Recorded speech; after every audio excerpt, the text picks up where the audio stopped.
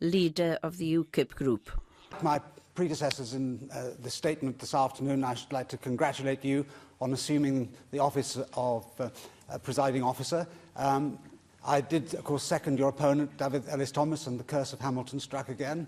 But I nevertheless endorse the choice of my fellow members of this Assembly. And I can promise you that in spite of the start which we've made today with the point of order from my honourable friend, Mark Reckless, we do not intend to be a disruptive influence in this Assembly, but to be very constructive in our contributions to it. UKIP is, of course, a monarchist party, but we did oppose the coronation of King Carwyn because we thought a vote should take place. And it is vital, I believe, and I think in this respect we can make common cause with Plaid Cymru, that Wales is governed not by a party that thinks it has a right to rule, by some kind of right of divine right. And UKIP, as an opposition party, does intend to oppose that which needs to be opposed. The First Minister said in his statement that the Welsh people have asked for a Labour government in the results of this election. Now, I don't know whether he's actually looked at the results in Wales a few days ago, but Labour got only 34.7% of the vote in the constituency section and only 31.5% of the vote on the regional list. So two-thirds of the people of Wales voted against Labour in the Assembly elections this year. So that is certainly no mandate, in spite of the imbalance of seats in comparison with the percentage of the votes, for a Labour government, and therefore it ought to be inclusive, and not just inclusive to the extent of doing deals with Plaid Cymru, but also to involve other minority parties in this place, not least my own UKIP, because we do have 7 AMs and they deserve to be treated with respect. Actually, what Wales voted for a few days ago was change, not the status quo, and that's why I regret the role which Plaid Cymru have played over the last few days. Kirsty, as well, has managed to prop up this tottering administration. They have frustrated the desire of the Welsh people to bring about change. In Brecon and Radnor, 92% of the electorate voted against Labour, and yet she actually confirmed the First Minister in place.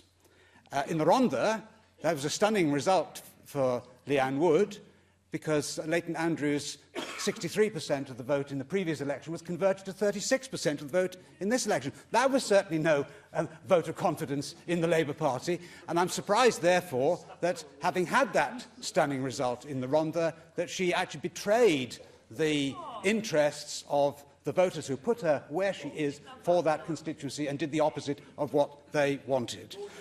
So I'm afraid that these two ladies have just made themselves political concubines in Carwyn's harem. And what a gruesome prospect that must be. And let's ask ourselves what reward they have obtained for this inauspicious position. What have they had in reward for the sacrifice of their political virtue? Leanne Wood has spoken many times of the need for a new dawn in Welsh politics, and indeed that was possible a few days ago, as we thought that the opposition parties taken together might be able to force a new deal, but sadly that didn't prove to be the case. Instead of the new dawn, we've now got a total eclipse, because instead of having decisions made in full transparency, we've got a series of shadowy committees which will come together in dodgy deals behind the scenes.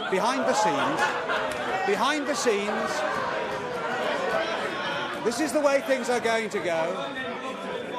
This is the way things are going to go in the future, doing dodgy deals to exclude other minority parties in this chamber.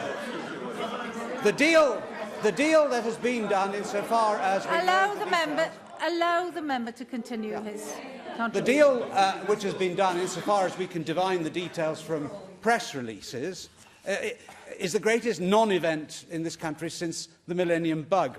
And it's a shame that Leighton Andrews isn't here today to participate in this debate, because he got into some hot water in the last Assembly for referring to a cheap date with Plaid Cymru.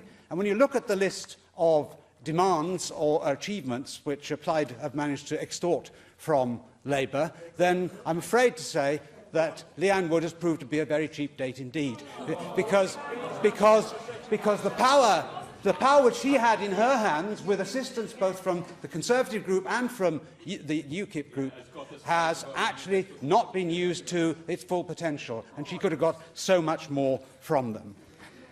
So, in the course of the next 5 years, UKIP will play, as I've said, a very constructive part in debate. And I'm so sorry that Plaid Cymru take a bigoted approach to 7 Assembly members who have come here not to make posturing remarks. Just make the point here. I don't think that any bigoted remarks have been made by anybody in this chamber to date. Well, Leanne Wood has said that she would not in any circumstances work with UKIP. That seems to me to be so exclusive a remark that it could easily be described as bigotry. That, you know, we're somehow untouchables. Well, 15% of the Welsh electorate don't think we're untouchables because they vote for us. And that's an insult not to us but to them. So, in the course of the next few weeks, we shall also be shining the searchlight on the areas which Andrew R.T. Davies referred to in his statement, on the health service, on the M4, and particularly on the steel industry. And this is where the debate about the EU comes to the fore. The First Minister and Labour, as well as Plaid, are totally committed, of course, to the EU, not to mention the remaining Liberal Democrat, which actually makes the First Minister wholly impotent, which I suppose the members of his arena may be rather satisfied with. But the Welsh Government is unable, actually, to do anything very much to save the steel industry in this country, because we have no control over energy prices and we have no control over cheap Chinese steel being dumped upon our shores. That is why the recovery of powers from Brussels is vital, not just to Wales, but also to this Assembly. And just as we believe in devolution of powers from Brussels to Westminster and from Westminster to Wales, that would strengthen this institution. And we should all want to have those powers so that we can exercise them in the best interests of the Welsh people. So I congratulate the First Minister, although I wouldn't have voted for him, on assuming office, and I can assure him that we will make a positive contribution not just to debate and discussion, but also to the development of policies which are in the interests of all the Welsh people.